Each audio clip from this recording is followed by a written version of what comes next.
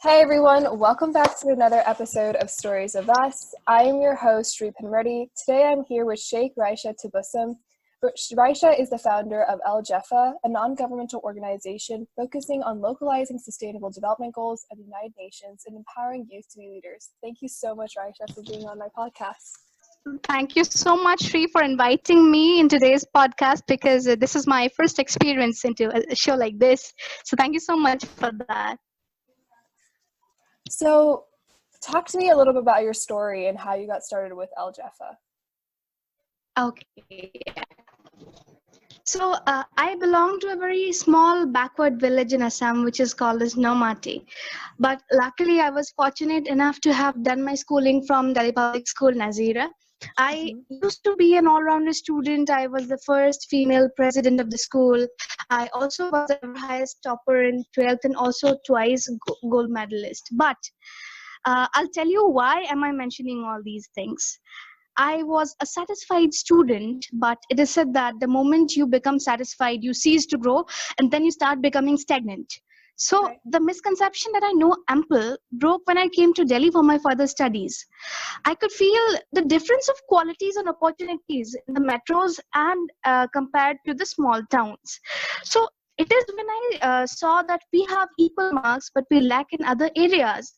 Then I realized that I must do something for the local youth to be empowered in every sense.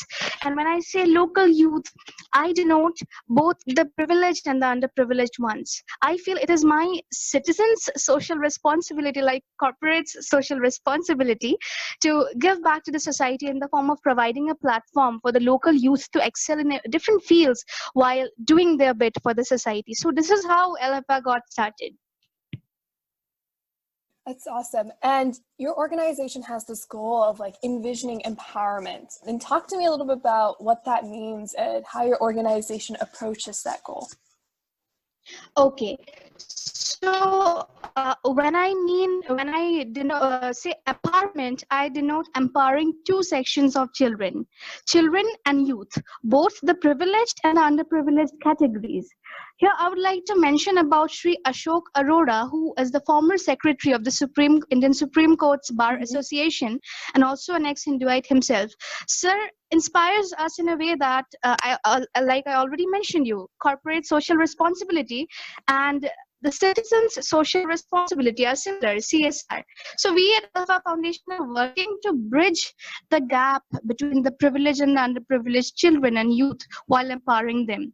So what we are doing is we are trying to make understand the local youth about how privileged they are, how they are lucky to be studying in good schools and they are getting at least the basic necessities of life. And we are providing them a platform, and through nurturing their talents and skills, we are trying them to motivate them. We are trying to motivate them to help the underprivileged children. So we have students from schools, we have people from medical background, agriculture background, students to law students. We are channelizing their energy while providing them the first-hand experience at work and also benefiting the underprivileged.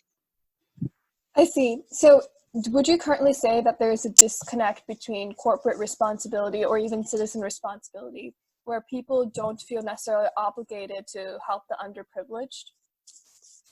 Yeah, actually, Shri, when we see corporate social responsibility very deeply, this is a dark truth that not most of the people will speak openly about. Many of the listeners are now dealing with the corporate social responsibility thing, and they utilize that CSR fund and in a very black way. So what they do is they approach the non-governmental organizations and they try to convert black into white and white into black. So this is a major thing which is happening in India right now. A major chunk of the CSR budget goes into the pocket of the people, who turn it into black into white, white into black. So this is one thing which is happening with CSR right now. But when I talk about citizens' social responsibility, there is just a requirement of a little bit of motivation. We started in the month of April, and we got registered in the month of May this time, 2020, Wow. in the between of this pandemic. But from my personal experience, I can tell you that the children from backward places like Nazira, Sivsagar in Assam, and from Bihar, Orissa, Maharashtra, and different states, they are so excited to do something like this and to help the society in whatever way they can. So if the students are willing to do, of course, they'll be tomorrow's youth, and they are going to teach their kids too. So I hope that this chain continues. Yeah, I hope so too. And your organization has like a lot of different programs ranging from education, environment, healthcare, and even arts. So talk to me about how your organization offers such a broad spectrum of social work, and why is it important that you offer that broad spectrum for youth to be engaged in? Yeah, definitely. So, as you know, that our organization is working on localizing the sustainable development goals. There is a multi-convergence in the SDGs itself. There are areas which are interlinked. For the holistic development of the nation, there are a few vital areas which are to be addressed. For example, quality education, bringing the people from a state of unawareness to correct knowledge, eradicating the taboos associated with health, providing them with legal assistance.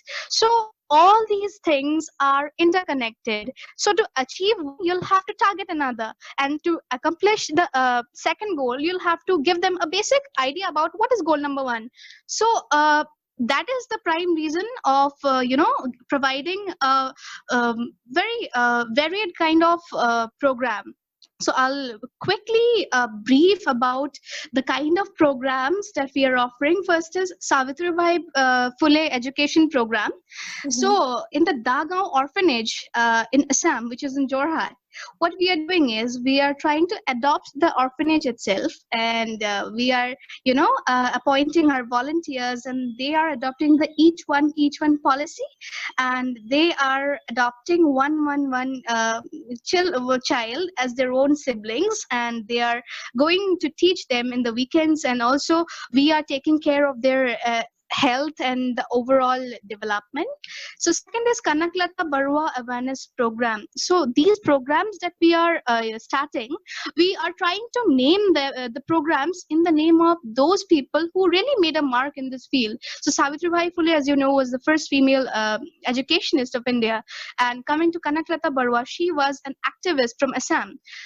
So the T tribe areas, you'll see that the cases of child marriage, and also very the issues related to women and illiteracy are prevalent. And I can also give you the example of female genital mutilation, feticide in Haryana and the backward regions of India, malnutrition in almost every part of India.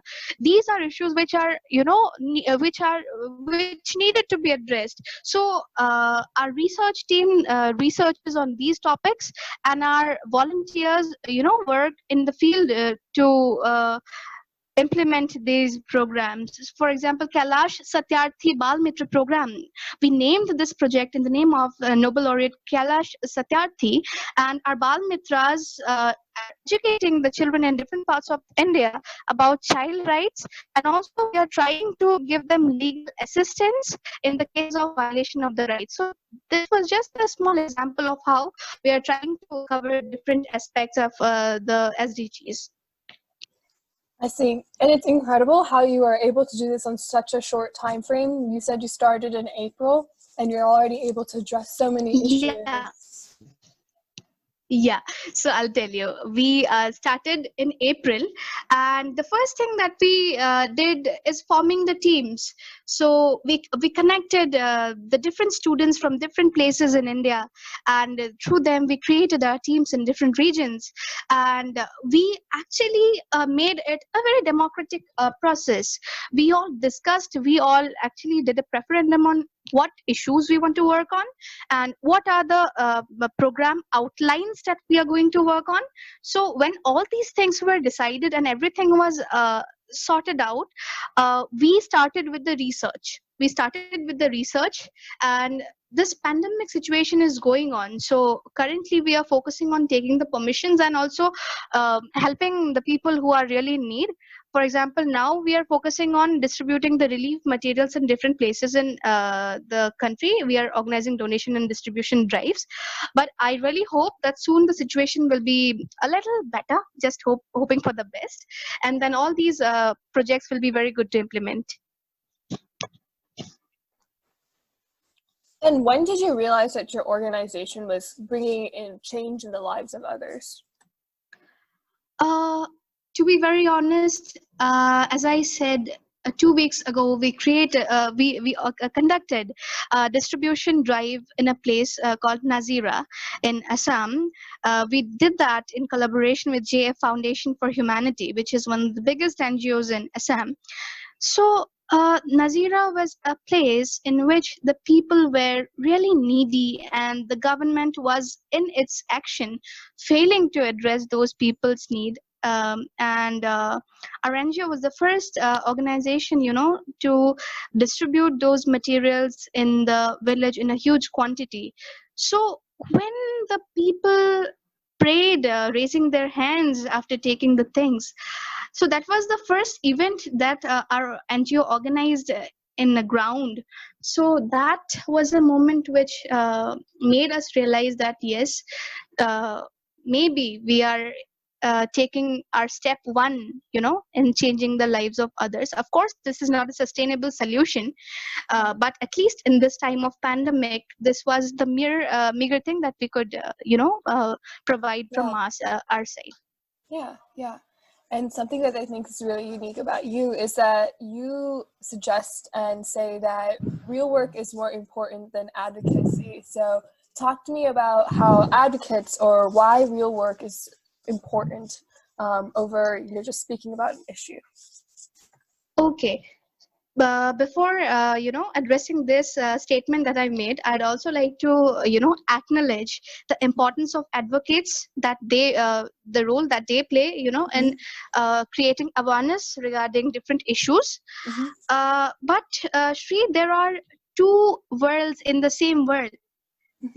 In India, there are two Indias. One India is where the children are now, participating in the Model United Nations. They are wearing formals and they are delegating, and they are actively participating in all these kind of delegations. But the other India is where the students don't even have a school bag. They carry their books in their hands and they go to school. And in the schools, they are not served with the nutritious food as midday meals. So these are two different Indias in which we are living right now. So I strongly believe that there is a need of more real work along with advocacy. So advocacy should be supplemented with the increased number of real work. And one more thing I'd like to add, that in the previous organization that I worked with, it is with utter dismay that I'm telling this. So there was a bamboo bottle which was discovered by a young person, a villager from Assam. So it was discovered by him. But what organizations today do is, my previous organization had a word with sir that your discovery is so nice and it is being given a chance to be represented in the United Nations. The founder went to the United Nations in the climate change summit. He publicized that bottle in the name of that organization, and that person who really did that work, he was not even given credits for that. And maybe that person doesn't even know that his work was showcased in the United Nations, and that his name was not even being taken. So this is a point in the ground work where we really feel we should really stop and think, where are our ethics when we are working on this thing? Right. And another part of your organization is that you interview social workers and bring their stories to light. So why do you think it's important to share such stories, and talk to me about some of the people your organization has promoted? Yeah, sure. So, Shri, I'm just a third year student studying in Hindu College, University of Delhi. It's true that I started working early in my life, but the kind of students that we are connecting are either school students or college going students, or the ones who have freshly entered into professional life. Right. So I believe that the people who have really made a change in their respective fields are, who are experienced enough to guide us, to at least give us some very selfless inputs so that we can do better in our organizational works or maybe in the social work. So I believe that interacting with such experienced persons is very much important. We interacted with Sri Ashok Arora, who is the former secretary of the Supreme Court's Bar Association. Right. So the most important value that I learned from him was a citizen's social responsibility, right? And we also interviewed many renowned social workers, such as Mr. Sanoj Kumar, who's the national in charge of a very famous organization, My Home India. They work for child trafficking. They work for the welfare of the backward areas and the students from the northeast India.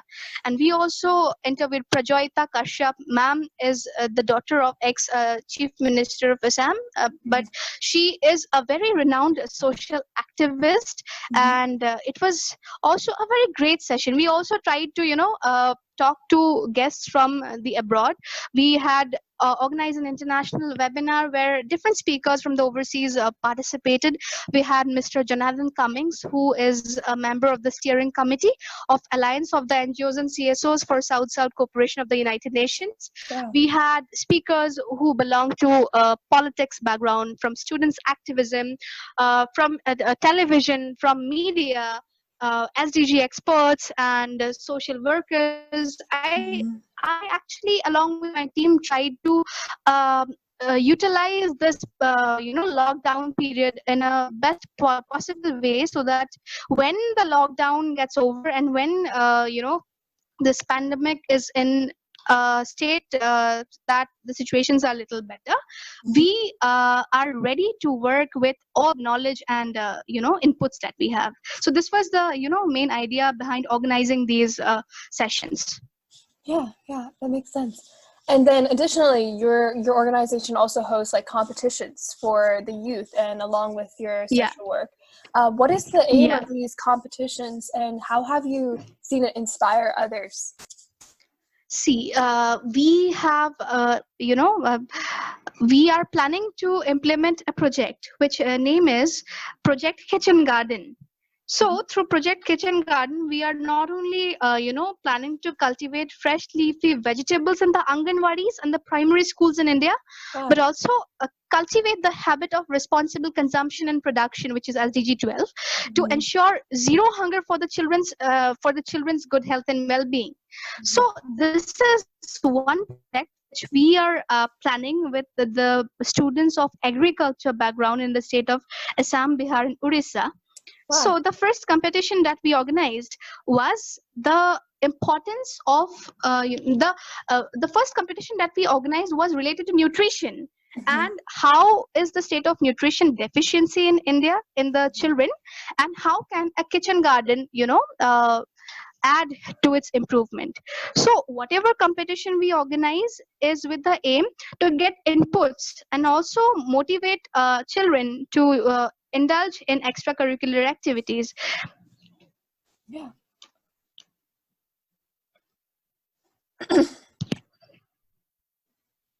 Sorry, are you continuing talking, or did you just finish? Yeah. Next question, please. I'm sorry about that. I thought you cut off, so. Okay. So overall, your organization has this larger mission of youth empowerment. And so talk to me that when you were first starting your organization, how were you able to create a team of young leaders? Yeah, that is actually a very interesting part, which I'm gonna share right now. So I was into student activism.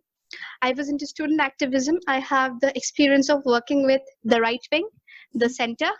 Only the left wing is left. Yeah. So, so when I was a student activist, I faced certain issues. One issue is that in many of the organizations, people, expect puppets. They want students who will just act on the commands. And whenever we try to raise our voice, we are being kicked out. So this is one very important issue which is happening right now, and students also join in a large number because they have aspirations in politics. So my aspiration was just for the development of this youth and children. So Right. when I was starting this organization, I was very clear in my mind that I will empower those students who have real talent, but maybe they're freshers, maybe they're experienced, that doesn't matter. We Mhm. tried to interview different students from different parts of India. When we were interviewing them, we were actually making it a kind of informal interaction, and we were trying to know what their plans are, how those plans can be channelized to implementing them. And when we found such awesome brilliant minds, we just provided them a bit of guidance, and they are going to be budding leaders in the coming next few years, I'm Right. sure to say about that. Right. Right. That's incredible. And Yeah. when you were first starting your organization, did you experience any setbacks? Uh, Starting my organization did not have any, I mean, till now, so far, so good. I'm not facing any challenge. But yeah, one challenge I'd like to mention is that Hmm. there is a very there's a situation of crisis actually. Right. The students may, however intelligent those students are, how in whichever reputed universities they are studying, Hmm. there is a lack of knowledge on sustainable development goals. So when I talk about this, I'd also like to mention is that, in the model United Nations, with due respect to MUNs, they Right. discuss all those issues, but somehow these institutions are failing in sharing the word with the common students. So when we were interacting with students from different schools, different colleges, we found out that there is a lack of knowledge on SDGs. Only 10% of the total number that we interacted till now really knew about the SDGs, the different goals, and the different. Actually, the concepts are very common. We are, working on them since time immemorial, but they just need a few inputs to be, ready to work. So this was one setback which we experienced till now. But again, I'm very confident. Like, I'd like to just share, we are starting a project, special SDG school, in which we are trying to connect educators across the country, and we are trying to develop a model which is SDG and student friendly, like happiness classes which happen in the government of Delhi's schools. We are trying to bring maybe 10 minutes long or 15 minutes long class, in which the teachers will be giving them real life inputs with practical examples on SDGs, so that from a very young age they learn what they are, and so that even without involving in real professional social work, in their own capacities they can contribute to localizing them. Yeah. And maybe I'm going to a topic we talked about earlier, but can you like explain and further talk about like the differences between like students that go to underprivileged schools in comparison to private schools in like the two Indias? Because I feel like the way that you grow up in those two worlds also affects your future and what prospects you have. So can you talk a little bit more about that? Yeah, definitely. So as I mentioned, there are two worlds in the same world. There are two Indias in the same India. For example, the global north and the south is a big example of how there's a great difference between the developed countries and the underdeveloped countries and the developing countries. Right. So that is a difference in the global level. The next difference that happens is within the country. There are two countries, and the third, difference which takes place is a society within the society. There, this habit of discrimination and not addressing the real issues is in the grassroots level. Right. For example, there we may accept that caste system is eradicated in the country Right. legally according to the Mhm. constitution, but that practice is still prevalent. So Right. likewise, in the government schools, I believe that the government's legislature is making policies. There is no lacuna in forming the policies, but there is a drawback. There is lacuna in implementing it. So the implementation part is failing. That's why we have dropouts. That's why we have low pass out rates in the government schools as compared to the private schools. The students, I'll give you first hand experience. I stay in Nazira, Assam, and I see many Bengali speaking Muslim kids who are Indian citizens, of course, but their situation is very bad as compared to those who are studying in the private schools. Right. And throughout this experience of trying to build your organization, first as a student activist, now as a founder, what do you think are some important qualities of a leader and how do you build them? Yeah, see, the most important quality of a leader is, a good leader creates more leaders. So the primary quality, according to me, is the ability to make space in the hearts of the subordinates and being able to boost their confidence and empower them. The power to empower comes from the essence of selflessness. So a selfish person will always, lead himself to success by using the people. But a selfless person will always lead the entire team to a collective destination to enjoy the collective victory. And the second most important quality is accountability and accessibility. So what is the use of a tree so tall that the passers-by are not even benefited by its height? Similarly, however high profile a leader one might be, he or she should be always grounded so that the works, are transparent enough, and that person should always be accountable to the public. So that in turn makes him a bigger leader, else people start losing confidence on him. Right. And another thing is that your organization in such a short time has grown to such a big and broad scope, and you're such an accomplished individual as well. But how would you define success and how would you approach it?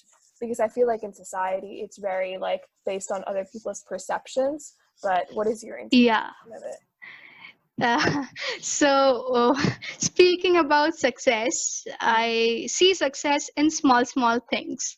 I wake up in the morning, I set targets for the day. When they are accomplished, I feel successful. So I never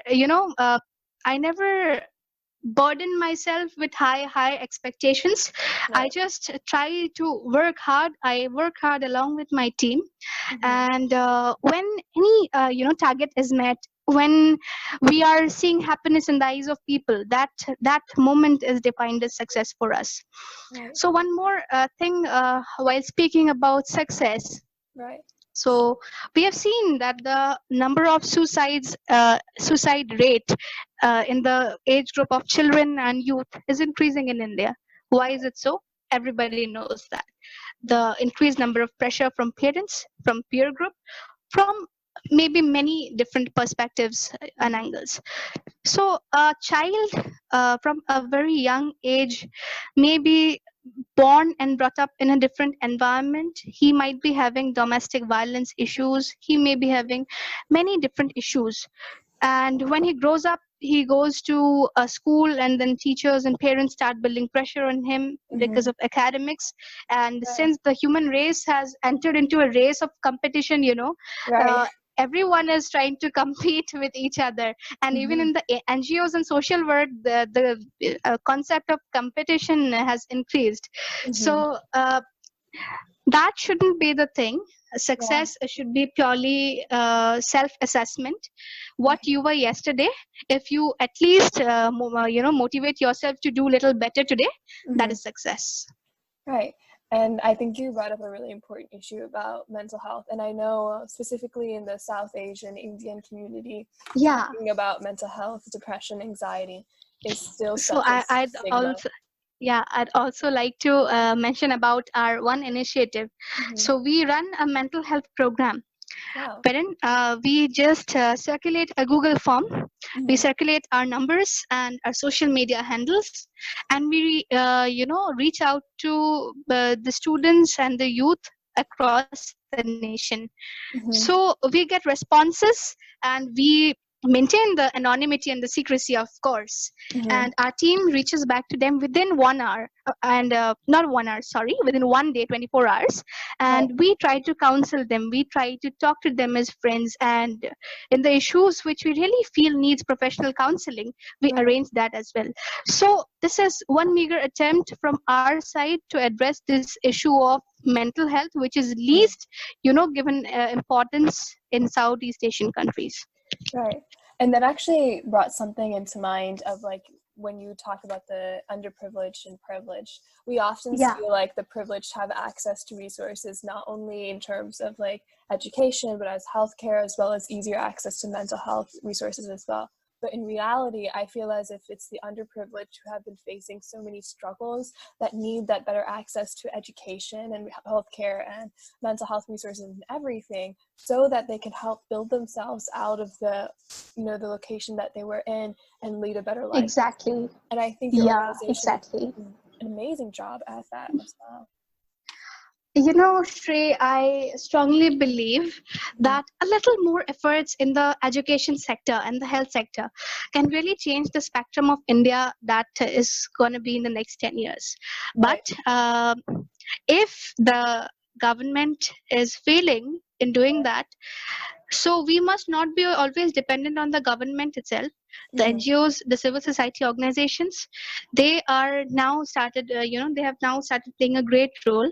I believe that in the primary and the secondary and the tertiary level educational institutions of the government, Hmm. they also should be having one counselor, like Right. the private schools have started having right now.